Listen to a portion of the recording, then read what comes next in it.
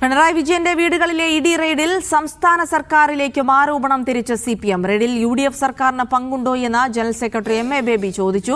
BJP Congress ഡീലാണ് ഇപ്പോഴത്തെ നടപടിയെന്ന് CPM സംസ്ഥാന സെക്രട്ടറി എം.വി. ഗോവിന്ദൻ ആരോപിച്ചു. പ്രധാനമന്ത്രിയും മുഖ്യമന്ത്രിയും നടത്തിയ കൂടിക്കാഴ്ചയ്ക്ക് പിന്നാലെയാണ് റെയ്ഡ് നടത്തിയതെന്ന് പി ജയരാജനും മാധ്യമങ്ങളോട് പറഞ്ഞു.